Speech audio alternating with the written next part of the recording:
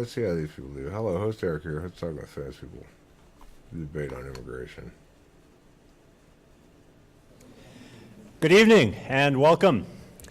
My name is Matt Zwolinski. I am a professor of philosophy here at the University of San Diego, and I am. If only from my own personal experience, I can say that they have wisdom that is worth attending to and taking seriously. Is there a right to exclude? And I suspect some of those ideas will show up in his remarks this evening. Tonight, Professor Wellman will be arguing the negative side of the resolution. Now, our ground rules for tonight are... What's the resolution? ...a citizen. So I hope you will find their ideas as edifying as I do. So first, Professor Bryan Caplan is professor of economics at George Mason University and the author of the books The Myth of the Rational Voter, Selfish Reasons to Have More Kids, and the soon-to-be-published The Case Against Education, which is not what you think it is. He is currently at work on a nonfiction graphic novel about the philosophy and social science of immigration called All Roads Lead to Open Borders. He's also a prominent blogger and public intellectual who has published everywhere from MSNBC and Fox News to the Wall Street Journal and even the failing New York Times. Tonight, Professor Caplan will be arguing the affirmative side of the resolution, and his combatant will be Professor Christopher Heath Wellman, professor of philosophy at the Washington University in St. Louis. He's the author of 6 books, including A Theory of Secession, Liberal Rights and Responsibilities, the forthcoming Rights, Forfeiture, and Punishment, and perhaps of most interest to those of you in the audience here tonight, Debating the Ethics of Immigration, Is There a Right to Exclude? And I suspect some of those ideas will show up in his remarks this evening. So here's the resolution. Tonight, Professor Wellman will be arguing the negative side of the resolution. Now, our ground rules for tonight are fairly straightforward. There will be 10-minute opening arguments from each side. And after those 10-minute opening arguments, there will be 10 minutes of direct questioning. All right, let's hear him. So if the government did that... All right, so I'll flow this as he's doing his case. Turn the floor over to the affirmative side of our debate. Please conclude voting on the resolution now that your ideas will be influenced by the ideas of our debaters. So please join me in welcoming Professor Bryan Caplan.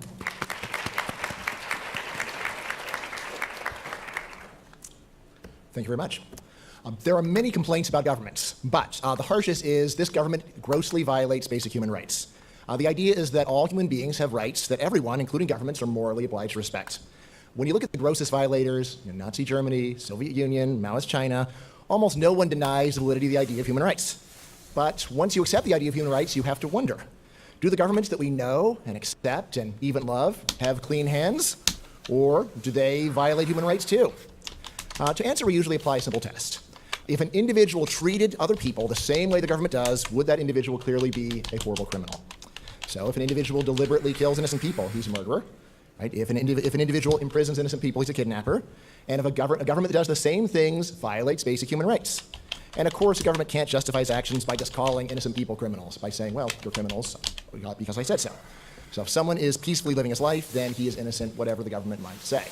That, of course, is underlying the whole idea of human rights, because without that, there would be no human rights. Now, what does any of this have to do with immigration? A lot. Since we are in San Diego, I bet that everyone here has actually seen illegal immigrants with their own eyes. Right? So, now what are the vast majority of them actually doing? Well, working for willing employers, renting apartments from willing landlords, buying stuff from willing merchants, sending money home to their families, and they may even be sitting right next to you in class. They sure look innocent, right, and even admirable. But the US government can and does forcibly arrest and exile them to the third world. Now, why can't they all just come legally the right way? Because exile is the default. Exile is the default. They're all exiled unless the US government makes a very rare exception. Now, this is far less bad than killing people or imprisoning them, but it still seems like a severe human rights violation. Suppose the government were to exile you to the third world. Right? That would seem like a pretty bad thing to do to you, even though it's not as bad as killing you or imprisoning you. Now, if the government did that to you, wouldn't that violate your basic human rights? Now, you could very reasonably object that human rights are not absolute. There's a strong moral presumption against killing, imprisoning, and exiling innocent people. But maybe it's okay to do this if the overall consequences of respecting human rights or the overall consequences of respecting human rights would be truly awful. All right. Now, the main problem with this objection is that when social scientists actually go and try to measure the overall consequences of immigration, they don't look clearly awful at all. In fact, the overall consequences of immigration look totally awesome. Most notably, right, this is a huge issue. We could have a whole additional debate on it, but let me just tell you the one big one. Right? When economists estimate the effects of allowing all the talent in the world to freely move to wherever it wants to go, the usual estimate is this would roughly double global prosperity. Roughly doubling global prosperity. That's an extra $75 trillion of production per year. That's a lot. Now, how is it possible that just letting people move around the world would increase production so much? Because even the world's lowest skilled workers produce vastly more in the first world than they do back at home. Now, even if all the other fears about immigration were bulletproof, they're not, but we don't have time to go into that, they're still dwarfed by this gargantuan economic gain of $75 trillion of extra production per year. So, as I say in my graphic novel with pictures to prove it, this is not trickle-down economics. This is Niagara Falls economics. So to effectively defend immigration restrictions, then saying that human rights are not absolute is not sufficient. You need to flatly deny that immigration is a human right. In other words, you need to say that while illegal immigrants that you meet on the street or that you see in class next to you may look like perfectly innocent people, they're not. They're actually guilty as hell. Now, the most popular argument here analogizes illegal immigrants to trespassers.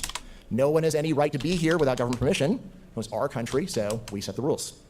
The obvious problem with this position is that it justifies a vast range of blatant human rights abuses that almost anyone would say are indeed human rights violations. So, if it's our country and we set the rules, why can't government exile citizens too?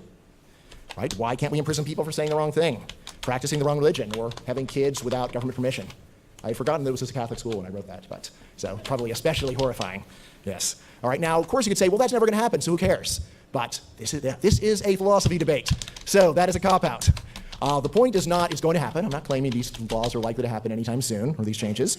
I'm just raising these to say, look, if the U.S. government, in fact, chose to do this, would it be violating your human rights or not? If it did, would it be a human rights violation? In the unlikely scenario that it did, would it be? Now, Professor Wellman, and I want to be very fair, I read his book beforehand so that I could do my best here. He has a much more sophisticated version of the story. Of course, I expect he'll tell you himself, but let me pre-butt what I think he's going to say. Wellman defends immigration restrictions for legitimate states only. So he tries to get the Soviet Union out of the way, right? On the grounds that immigration restrictions are vital for freedom of association. Now, unfortunately, we have two conflicting freedoms of association here. Because I want to be free to associate with foreigners, and lots of foreigners want to be free to associate with me. Now, immigration restrictions deny us this freedom of association in the name of all the Americans who don't want my associates breathing American air. Now, who should prevail given there's a conflict? Well, this is where I really liked Wellman's work, so I'm going to quote some of it. So in his work, Wellman concedes what I think is a crucial premise. He freely admits that this popular notion that a lot of people have, that we all consent to the government, is a fiction. His word, fiction, also called a myth, or even a lie. Right? And furthermore, he says that, quote, the coercion states invariably employ is non-consensual, and as such, is extremely difficult to justify. Wellman's words, not mine, end quote. So we don't really face a choice between two freedoms of association. We have a choice between freedom for real associations that we actually join and freedom for fictional associations that we're forced to join. So unless the overall consequences are clearly awful, I say the fictional association should lose in favor of the actual one. Okay, let me pause here. This guy knows what he's doing, for sure. And you can see he's not using debate jargon, but what he's doing, this is a spike too. He's spiking out a lot of arguments in his case, okay? So he's spiking out this non-absolute impacts. So, like, he's saying, okay, first of all, I'm establishing that here's the reason why immigration should be open borders. And it's a rights issue. And he says that if you don't want to think it's a rights issue, this is here. If you want to say, well, maybe rights aren't absolute and we should measure on impacts. Well, if you want to measure on impacts, NAIG loses the impacts because free immigration equals double global prosperity. Number two, even unskilled, this is why, because this is the warrant. So this is the impact measured in mechanism, right?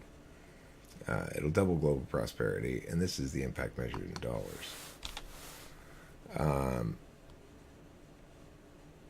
So burden on the NAIG. Then he puts a burden on the NAIG to establish the justification. He's saying, I don't have to change the status quo. Well, basically he's saying, you have to justify morally the restriction on people. I don't have to justify morally the lack of restriction on people, because no use of force occurs that is even potentially unjust. So you're the one who has to establish moral justification for it.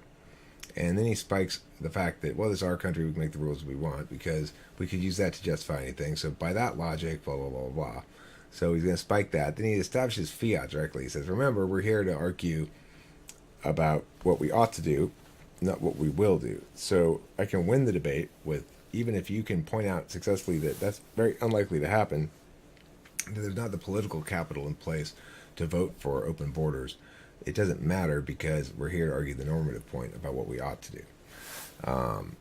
And spikes, then he spikes, in case the opponent plans to invoke something like, well, this is going to cause problems when dealing with illegitimate states like Somalia or something.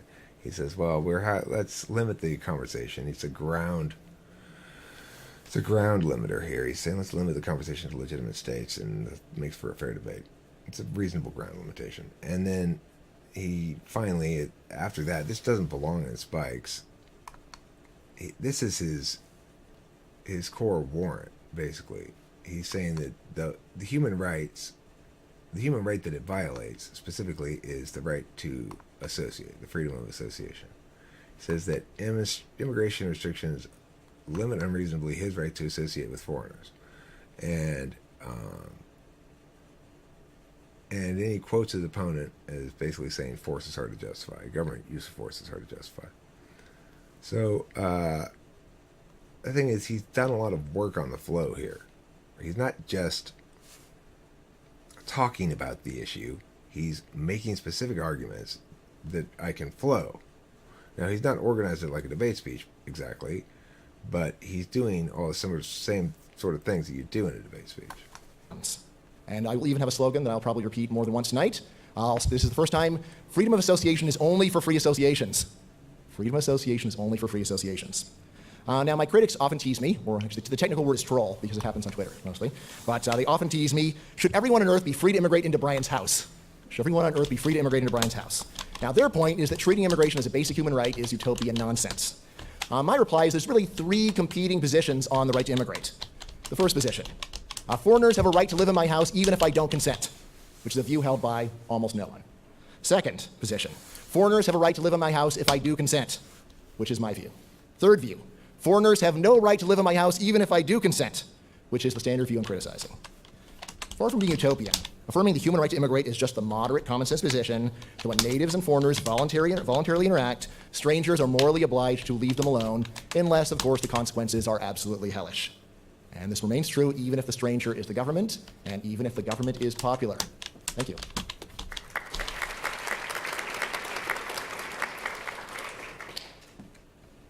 And now, arguing the negative side of the debate, we have Professor Christopher Heath Wellman.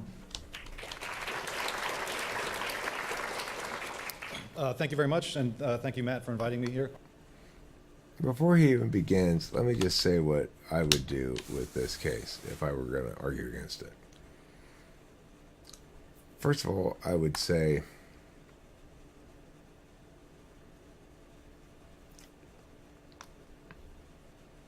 I would ask the following questions. So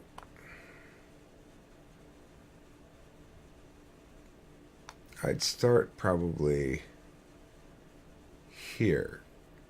I'd say, you say exile is the default, but wouldn't it be more correct to say that citizenship is the default? Because they are citizens of some other country, right?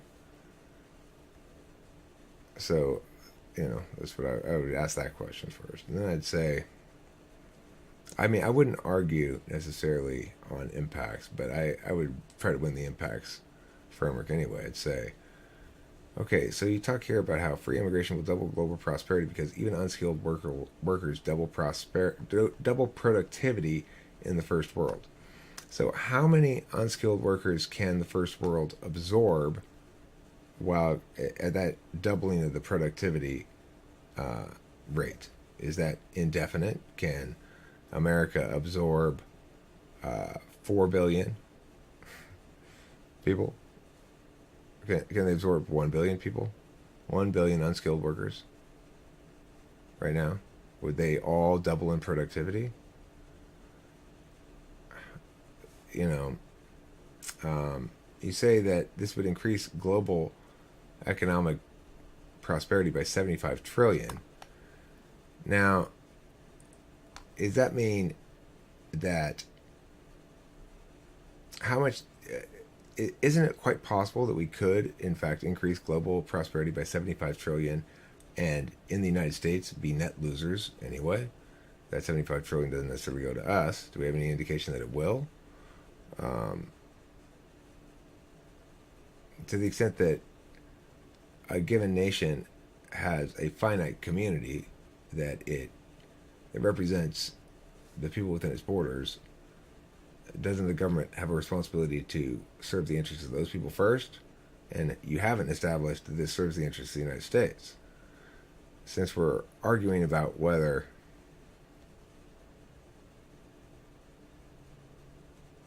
what's the topic? Is there a human right to immigrate to any country in the world? Well, I guess we don't need to argue about whether or not the United States should do it.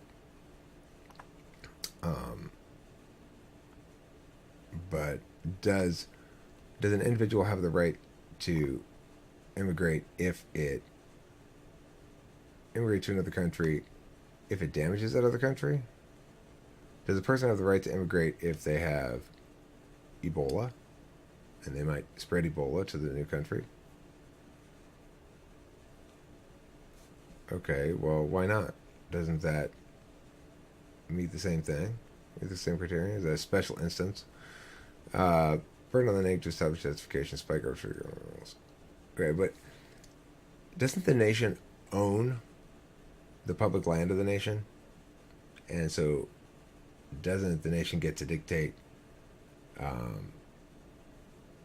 immigration status based on ownership rights? Like, if in fact public land is the property of the federal government and the border is public land, then the government can't reasonably not consent to those individuals crossing that border. After all, it's their property. And isn't that what you say here in your seventh one, that if you don't? I mean, to whom else does the border belong if not to the federal government? Okay, immigration restrictions limit unreasonably his right to associate with whomever he pleases. Well, so does jail. But people are in jail because they've committed crimes, and the fact that they're not allowed to come associate with you is not a violation of your rights. You have the right to associate with whom you wish. You don't have the right for other people to associate with you.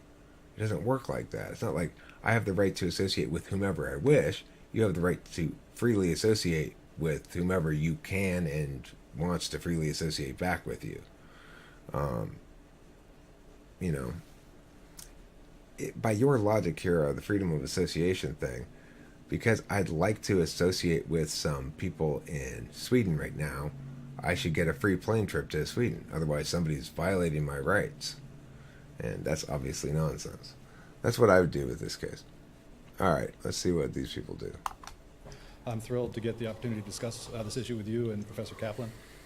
So I want to say at the outset that I'm not an advocate for closed borders. My parents are from different countries, and if it weren't for somewhat porous borders, I wouldn't be standing here before you. I actually think that most countries, including the United States, would be better off, and humanity as a whole would be better off if we had more porous borders. But I am an unapologetic defender of a legitimate state's right to set and enforce its own immigration policies. And that's why I was invited, so let me explain how I came to that conclusion. There's three basic premises. The first is that legitimate states are entitled to political self-determination. The second is that freedom of association is an integral component of self-determination. So if you don't have freedom of association, you don't have self-determination. And the third is that freedom of association includes the right not to associate with others. So I'll get to the first in a bit, but let me just explain the second and third of these in terms of a sort of a domestic, everyday example. Think about my right to get married. an advocate for closed borders.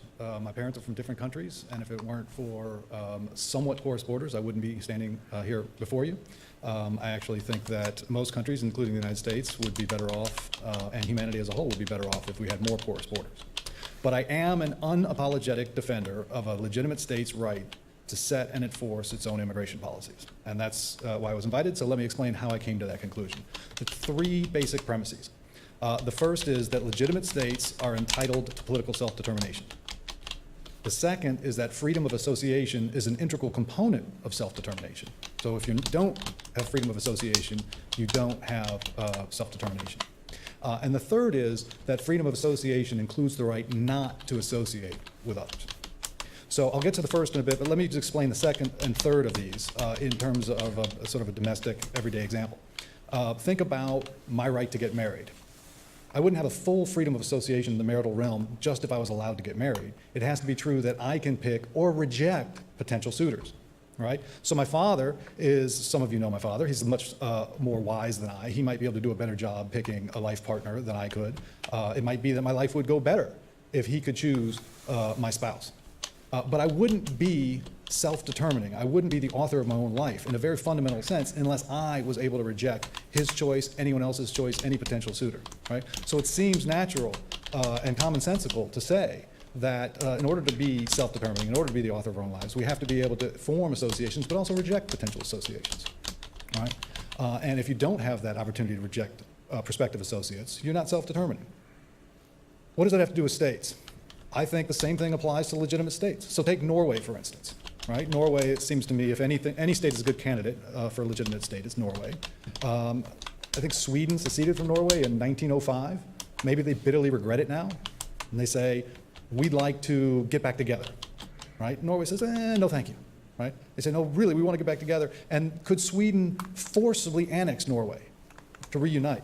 It seems not. It seems that the Norwegians as a whole have the right to either accept or reject that merger. Or think about the European Union. The European Union might go, as it has, to Norway and say, look, we'd be stronger with you and we think you'd be stronger with us. Won't you join as a full member of the European Union? It seems to me that it's Norway's call whether or not they want to be part of the Union. And the European Union doesn't have a right to forcibly annex Norway. Right? So Norway has on at least 2 occasions held a plebiscite and the people of Norway decided they don't want to be members of the European Union. Okay? And that seems to me very commonsensical. It seems to me Norway has the right, and if either Sweden or the European Union tried to forcibly annex Norway, they would be wrongly forcing an association on them and wrongly disrespecting the self-determination to which they're entitled as the legitimate state. But if that's true, now imagine there are prospective immigrants that want to come into Norway, right? Maybe there are Swedes that want to come into Norway. Maybe there are Europeans that want to come to Norway, right? It's Norway's call whether they want to include them as members in their political community. Right? Just as it changes the constitution of a country if it merges with Sweden or becomes a part of the European Union, the self that is self-determining changes, right, when new members are brought in. So a very important component of Norway's right to self-determination is the right to exclude prospective members if it doesn't want to include them. Again, I'm not advocating this. I'm not saying what type of position Norway should take with respect to reuniting with Sweden or joining the European Union or letting in any prospective immigrant, right? I'm saying as a legitimate state, it's their call. All right, so my view is that for legitimate states, there is a right to set and then enforce its immigration policies. But it's very important that's merely a presumptive right. It's not the only thing that matters. Bryan was very good to acknowledge that he's not an absolutist about human rights, and I'm certainly not an absolutist about political self-determination. So you might say, fine, under ideal circumstances, maybe Norway has a right to set its immigration policies, but look around the world, kid. Right? We are far from ideal circumstances, and so many people are so much worse off. We're not just talking about Swedes who have a spectacular standard of living, but we're talking about people around the world in developing countries who would go to extraordinary lengths and make extraordinary sacrifices to be able to live within the sheltered confines of a well-oiled liberal democracy in such an efficient government. And when you have people on the outside whose life prospects are so much worse off for no reasons of their own doing, it's just because they happen to be born on the other side of a border, surely global justice is more important, right, than freedom of association. And I have a lot of sympathy for this, right? And I do think that it may be that wealthy Western countries like Norway should be doing more in terms of global justice, should be doing more for the global poor. But what I want to emphasize is whatever those duties of distributive justice are, they're distinct from and can be kept separate from rights of freedom of association. So think about Bill and Melinda Gates, for instance. They're doing spectacularly well. I'd love to be part of the Gates family, right? Because they're doing so much better than I, does that mean that I have a right to join their family or they have to adopt my children? Presumably not, right? If they have duties to help people who are less fortunate than they can discharge those duties in ways other than integrating them into the family. They can transfer money out to others, right? This, again, just seems commonsensical. I don't know exactly what kind of duties of distributive justice the Gates have, but take your favorite theory, whatever it is, right? They can transfer that money to the people. They don't have to literally open their homes to people, no matter how desperate those people are. But if we recognize that commonsensical position in the domestic realm, why shouldn't we say the same thing in the geopolitical context, right? Whatever we think Norway and Norwegians own to people who, through no fault of their own, are much worse off around the world, it doesn't seem like that debt has to be paid in the currency of open borders, right? The Norwegians may want to open their borders, and I have no objection to that, right? But what I'm insisting is that if they prefer to jealously guard their borders, they can discharge their debt by transferring money elsewhere, or transferring resources, or helping people, or giving refugees the refuge they need elsewhere. All right? So even in the real world, where we've got stark inequalities and perhaps very stringent duties of global distributive justice, I think that doesn't defeat the case, the presumptive right, to exclude outsiders. 2 minutes? What about refugees? You can't just send refuge in a box, right? In the way that you can send money. So it looks like that might be a counterexample. It might be that, well, generally you can help those people who are less fortunate where they are, but you've got to allow refugees to immigrate. I don't think so, right? I agree that we cannot turn our backs on refugees. But what refugees have a right to is refuge. They don't necessarily have a right to be permanent members of our society. So if refugees can be helped where they are, right, then you should do so. If they can't, you may allow them temporarily into your country, right? Try and fix the problem where they are, and if you can fix it, there's nothing wrong with returning them. So think about the Kurds, for instance, in northern Iraq, who were vulnerable to genocide by Saddam Hussein's Ba'athist regime, right? They certainly needed protection. One of the things you could have done is allow all the Kurds to migrate to the United States. The other thing you could do is set up a safe haven with a no-fly zone in northern Iraq so that they are, in fact, secure where they are. And if there are plenty of cases where you can't do that, and you can go in and maybe restructure things there. And you say, well, isn't that contrary to your principle of political self-determination? No, because I think the only states that are entitled to political self-determination are legitimate states. And any country which is either causing or failing to protect those people who need refuge are not legitimate states. To conclude, I'm not interested in excluding folks. I wouldn't advocate for it, but I do believe that legitimate states have a presumptive right to exclude outsiders. And surprisingly, this right is not defeated even in the case of stark inequalities or necessarily defeated when there are refugees on the outside. Thank you.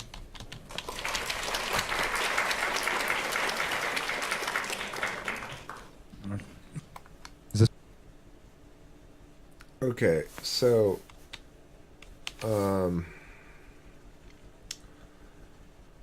I agree with the neg here. I agree with almost everything he said, frankly. I'm not quite as... I don't agree that we should help with global justice, things like that. That's ridiculous.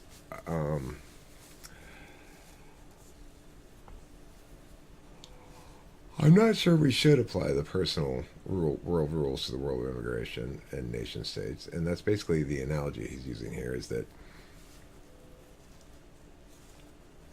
we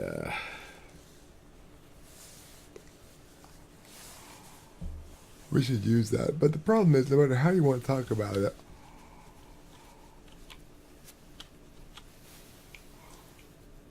excuse me, the right of free association is a negative right. It's not a positive right. You don't have a right to freely associate with whomever you wish. You have a right to be free from that being prevented. But the thing is, if you're in this country and the country's not preventing you from freely associating with whoever you wish,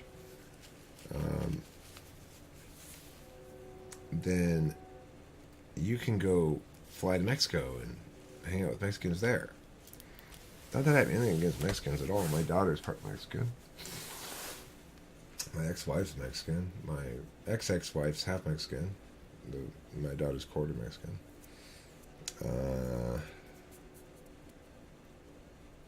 But in terms of this debate here, the neg has the better arguments. The self-determination argument is basically, yeah, that freedom of association includes freedom to reject association.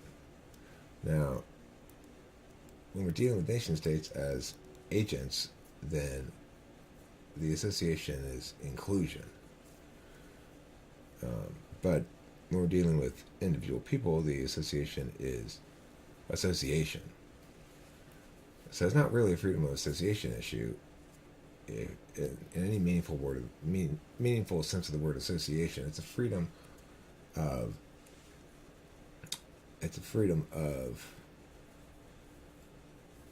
admission. You know, it's like, well, can you get into this club?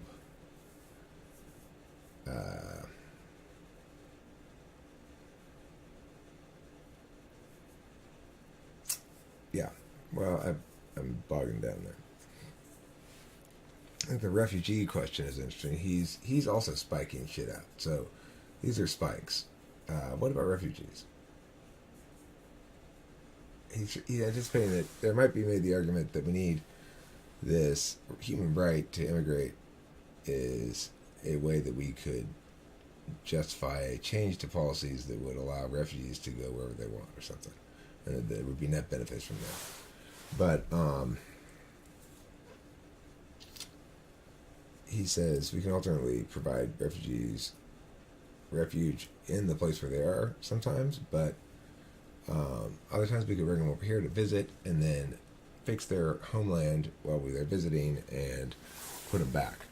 Well, those are ridiculous ideas, and I mean, I get that he's just spiking it out. He's saying those things won't win you the round, which is fair what he's doing here, but obviously we should not go fix their place, nor provide refuge, nor any of that stuff, nor let them come in. You know, it's like, it's not our problem, period. It's not our problem. If a country's an ally or something is getting attacked by another country, then let's go fight in their defense. This sort of humanitarian, no.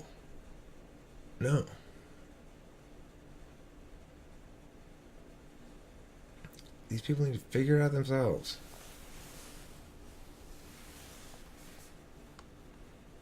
Like, we got so many resources that we can just toss them away at people who aren't our fucking problem. You know? It's ridiculous. Let's see what kind of questions they ask real quick. They're going to end this video. Is this working? All right.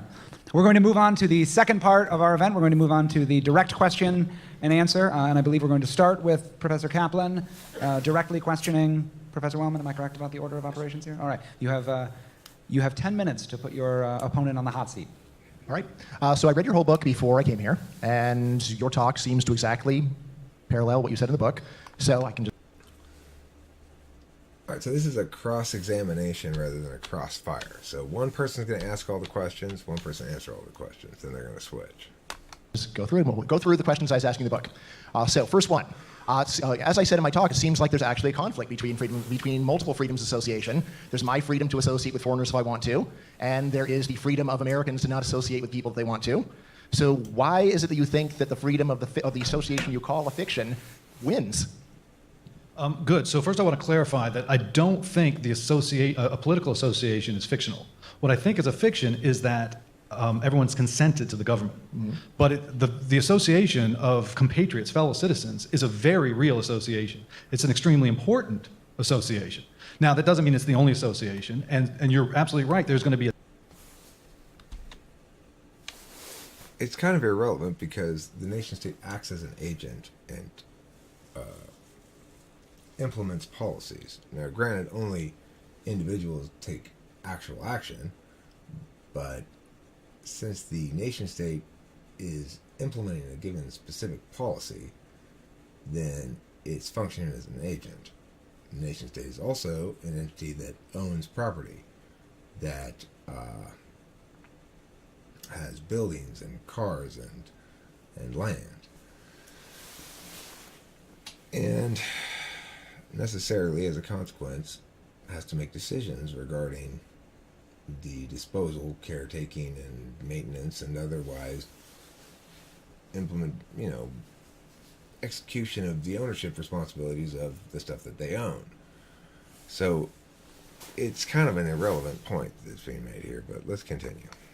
The tension between whether we defer to the group and say, no, the group as a whole gets to decide who's in and who's out, versus the individual deciding with whom she associates. And if we defer to the group, as I recommend and you do not, right, then we're restricting individual self-determination. Right, so why do you always take the side of the government then? Always. Okay. See how he's walked himself into a bad situation here. You'd say the same principles apply. It's just that the government owns the border.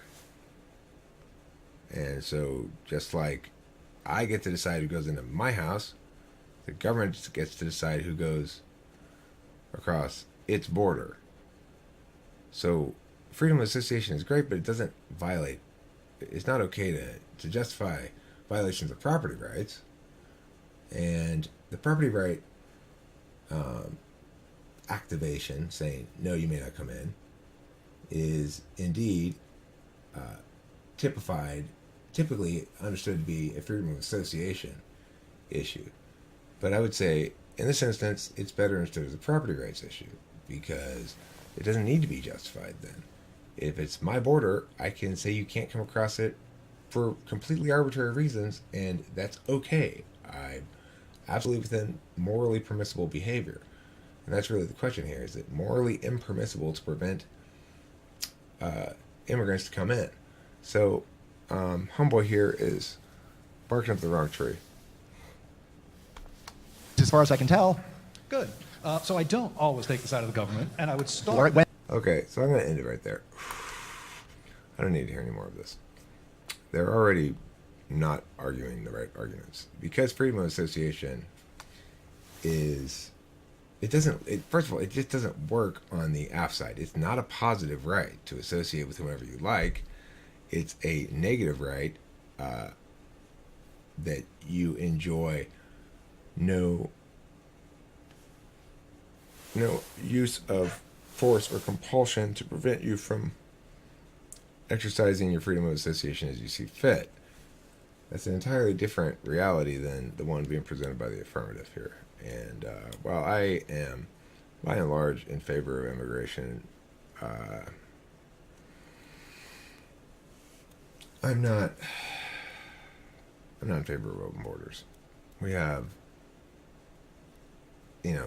open borders result in the poor coming to the wealthy country and making the wealthy country and the poor country even out into lukewarm, a big lukewarm bath. Instead of one that's cold and one that's hot, you get lukewarm across the board. That's what happens because you get too many unskilled workers coming in and too many communities who are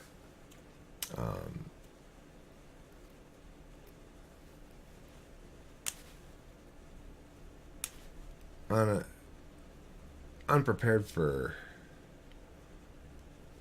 more sophisticated kind of work.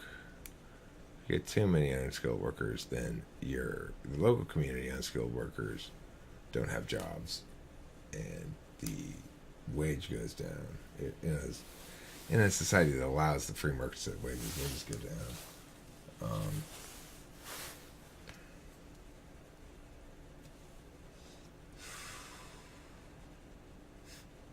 Things change, neighborhoods change. Not necessarily a bad thing.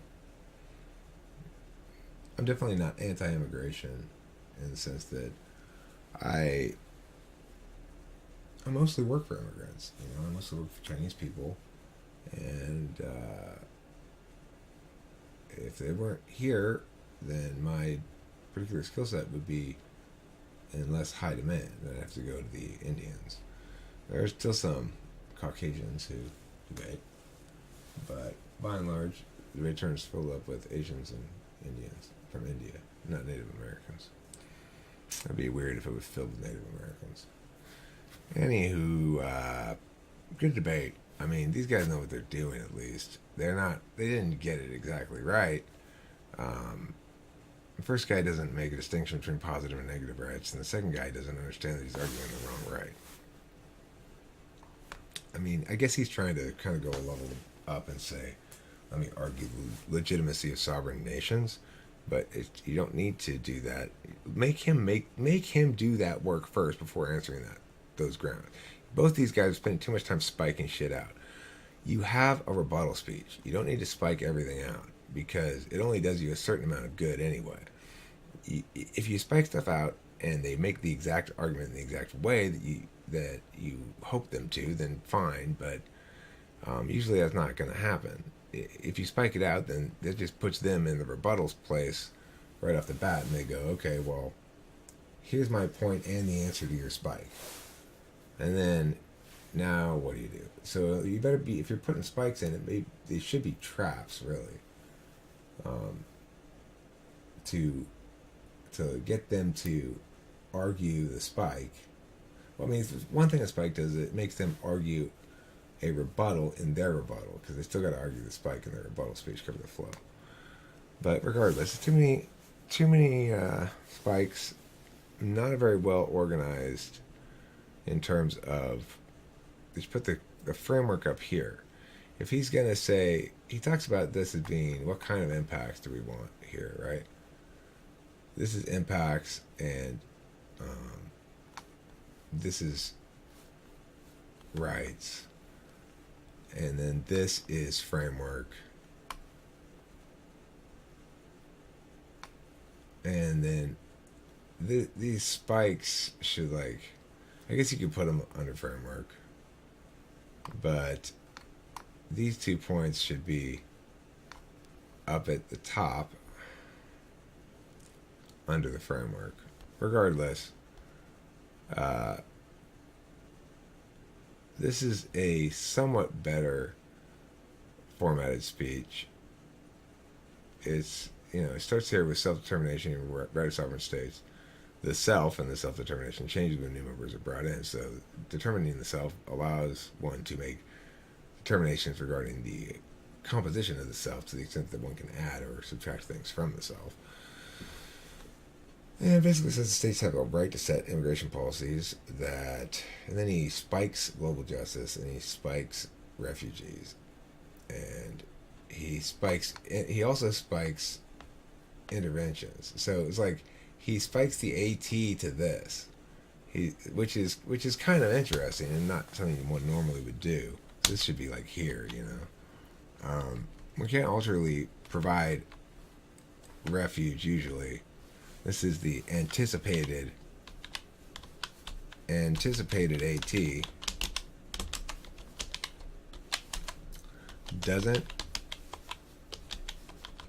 anticipated AT is your interventionist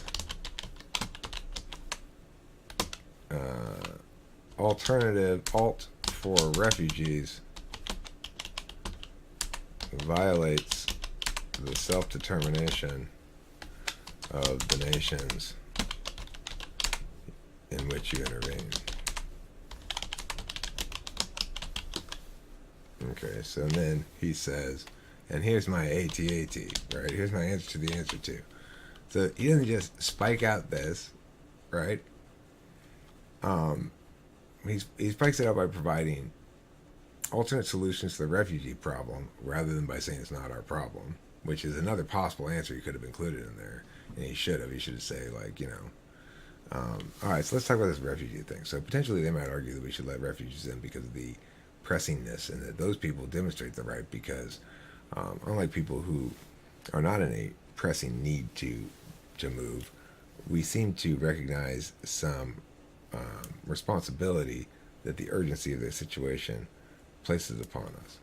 So refugees prove that this right exists, and we just choose not to recognize it when the circumstances aren't dire enough. Well, my answer to that would be there is no responsibility to provide refugees refuge. and a nation may or may not choose to do so, but just because a lot of nations seem to think they're responsible for these refugees doesn't mean they actually are. You haven't established that they are, and if you were to try to establish that they are, you'd have a very hard time of it, because how can a nation be responsible for the debacle that another nation has made of governing its land, so much so that now there are refugees fleeing this country? That's not our problem. I'm not saying we should necessarily not do anything for them. I'm just saying that doesn't. You'd have to establish that there's this obligation to the refugees before it could possibly win a point about immigration being a human right. So the fact that you'd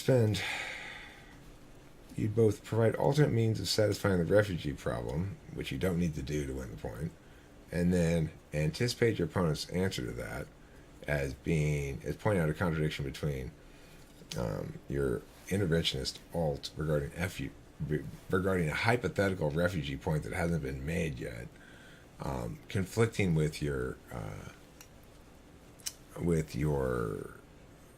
self-determination warrant, which basically says that sovereign nations' sovereignty should be respected, and you answer that then by saying legitimacy is the key to the right to self-determination. That illegitimate states, those who produce refugees, are not legitimate, and therefore they have no legitimate sovereignty that can be violated. Well, this shit doesn't belong in your case. Okay, I mean, it's like, make them do the work, for God's sake. You're doing all the work for them, and there's no reason to do that. These things are timed for a reason. If you think they're going to say, what about refugees, and you know you've got the AT-AT on it, make them do the argumentational work down the chain. Waste their time. You know you're going to win it. I think that's a good answer, but I would have a double-pronged rebuttal. One prong being, this is not relevant to the topic because there is no obligation that's different for refugees than anybody else. The right is either universal to immigrate or not, and if it's not, then refugees don't enjoy some special exemption to that. And if they did, it would be a special exemption to that and not relevant. So why would we be even talking about it? But second of all, even if we were to concede that refugees did the thing you said, that the fact that we have to let them in establishes that there's this human right. Well, the reality is there are alternate solutions that don't require us to let them in. We could not let them in permanently. We could, etc. So that's it for this. I kind of rambled on there a bit at the end, but you get the idea that these guys are pretty effective, pretty good debaters. Like, they know what they're doing, but at the same time, there's lots of room for improvement. Thanks for watching. Don't forget to eat plenty of bees. They're delicious with their stinging bee goodness.